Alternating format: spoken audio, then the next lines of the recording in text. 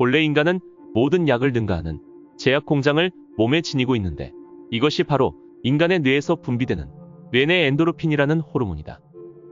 실제로 뇌내 엔도르핀은 다양한 연구를 통해 노화를 방지하고 자연 치유력을 강화하며 대단히 뛰어난 양리 효과가 있는 것으로 밝혀졌다.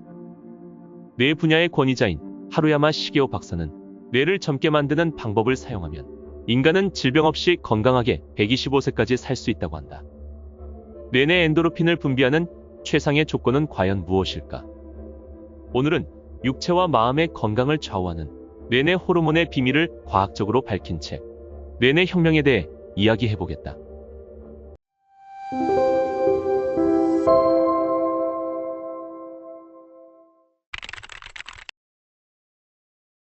인간은 화가 나거나 스트레스를 받으면 뇌에서 노르아드레날린이라는 물질이 분비된다. 이 물질은 호르몬의 일종인데 강한 독성을 지니고 있다. 물론 뇌내에서 분비되는 호르몬은 미량이다. 하지만 항상 화를 내거나 스트레스를 받으면 그 독으로 인해 병에 걸리고 노화가 진행되어 수명이 단축된다. 한편으로 베타 엔도르핀이라는 호르몬도 있다. 이 호르몬은 뇌내 엔도르핀 중 가장 효과적인 물질이다. 아무리 불쾌한 일이 있어도 상황을 긍정적으로 해석하면 뇌에서는 몸에 좋은 호르몬이 나온다. 반면 아무리 좋은 환경이어도 화를 내거나 남을 미워하면 몸에 좋지 않은 물질이 나온다. 마음으로 생각한 것이 실제로 물질화되어 몸에 작용한다는 사실이 의학적으로 증명된 것이다. 열심히 일하는 사람은 뇌가 활성화되면서 도파민이라는 호르몬이 분비되는데 도파민은 인간에게 의욕을 불러일으키는 호르몬이다.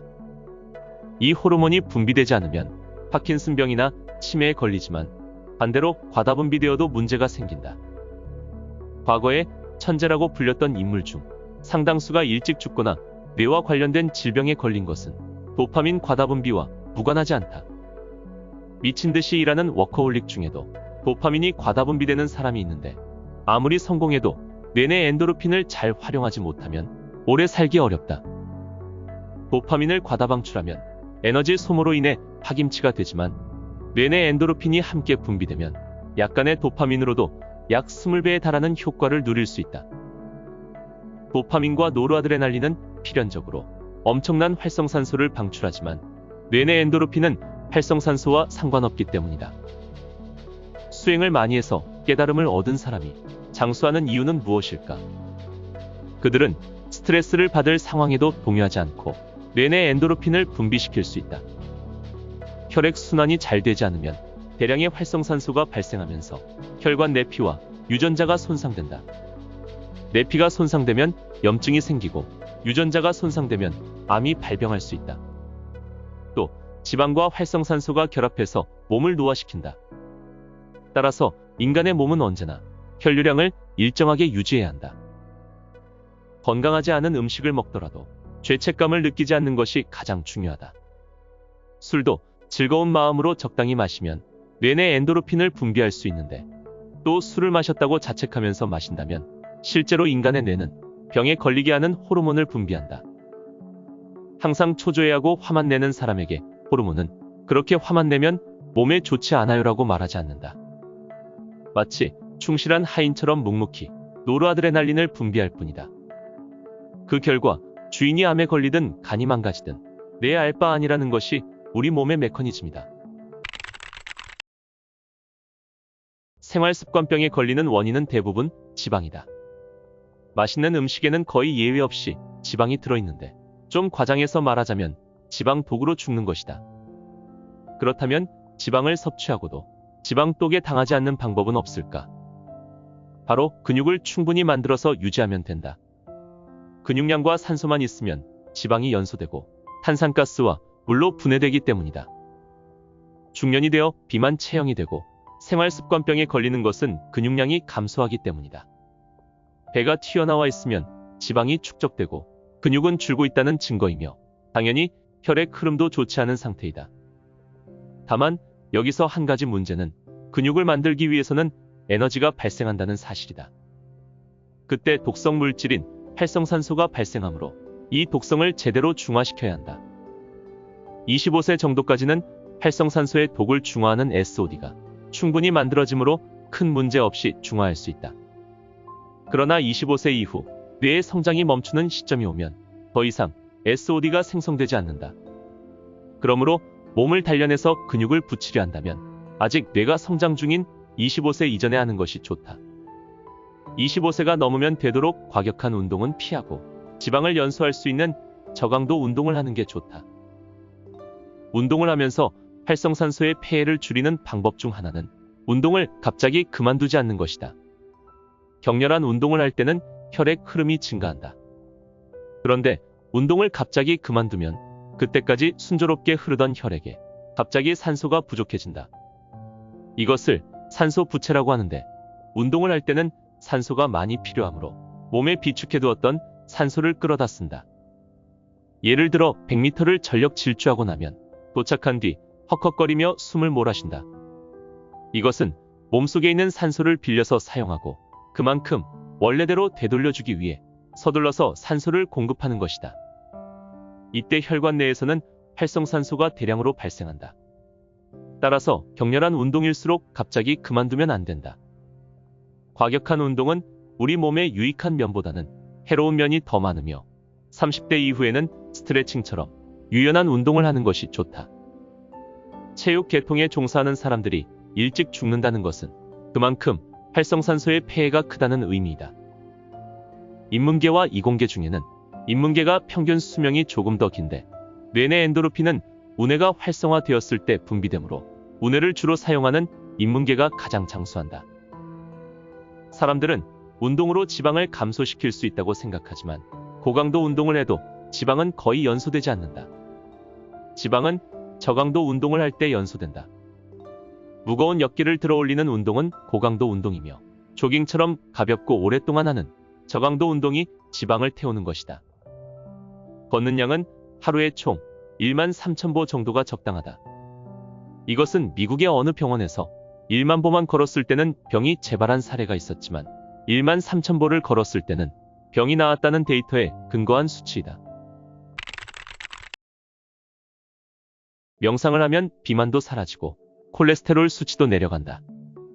또한 명상은 뇌내 엔도르핀과 혈관 등에 관련된 모든 문제가 해결된다. 명상의 목적은 뇌파를 알파파로 만드는 것이다.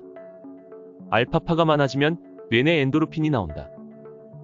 기분이 좋아지는 것은 우뇌가 활발하게 움직이기 때문인데 알파파는 우뇌에서 나오므로 우뇌를 활동하게 하려면 좌뇌를 진정시켜야 한다. 그런데 좌뇌를 진정시키는데 가장 효과적인 방법이 바로 걷기이다. 가만히 앉아서 하는 명상이 좋다고 하는 사람도 있지만 가만히 있으면 지혜가 떠오르지 않는다. 그러므로 산책을 하면서 마음을 고요히 하거나 자신이 좋아하는 대상에 대해 생각하는 습관을 들이는 것이 바람직하다. 젊은 뇌를 유지하기 위해서는 식생활도 중요하다.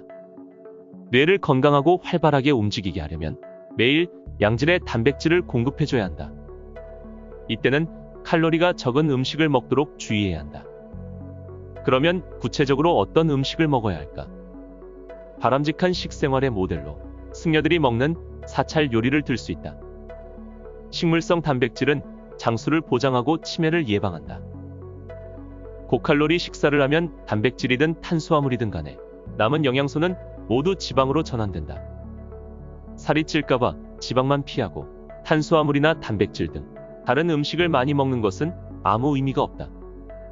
3대 영양소는 각각 다른 역할을 하지만 근본적으로는 서로 이어져 있으므로 어떤 경우든 과식은 체지방을 늘린다.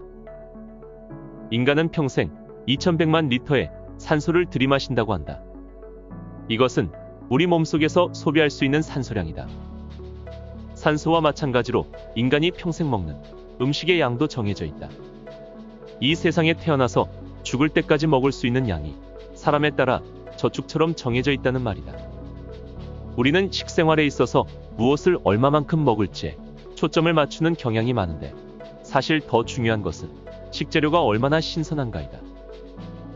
인간의 수명이 125세라는 근거는 어디에서 나왔을까? 인간의 뇌는 대개 25세까지 성장한다. 뇌의 성장 시기의 5배를 수명으로 잡으므로 25에 5를 곱하면 125라는 수치가 나온다. 이것은 모든 척추동물에게 적용되는 공식이다. 그런데 왜 인간은 일찍 죽을까? 현재로서는 생활 양식을 그 원인으로 추정한다. 그 중에서도 식생활이 중요한 비중을 차지한다. 과식이나 화학 물질의 영향 등으로 수명이 단축된다는 것이다. 가장 중요한 것은 뇌이다. 뇌만 건강하고 근육이 어느 정도 붙어 있으면 100세가 넘어도 원기 왕성하게 활동할 수 있다. 생활 습관병의 원인은 90%가 마음과 스트레스와 관련이 있다. 현대의학은 이 점을 잘 알면서도 아직도 아픈 부위에만 초점을 맞추어 치료한다. 암이 생기면 환부를 도려내거나 방사선 치료로 태운다. 하지만 암이 생긴 이유를 이해하고 그 원인을 제거하지 않으면 암은 당연히 재발한다. 현대인들은 나이를 먹으면 병에 걸리는 게 당연하다고 생각한다. 동양의학은 인간은 본래 건강하게 살 수 있는 존재라는 건강관이 깔려있다. 건강체로 태어난 인간이 한계 수명인 125년을 살지 못하는 가장 큰 원인 중 하나는 잘못된 건강관이다. 인간은 원래 건강하게 살 수 있는 존재이며 필요한 것은 모두 몸속에 이미 갖추어져 있다는 점을 분명히 기억하자.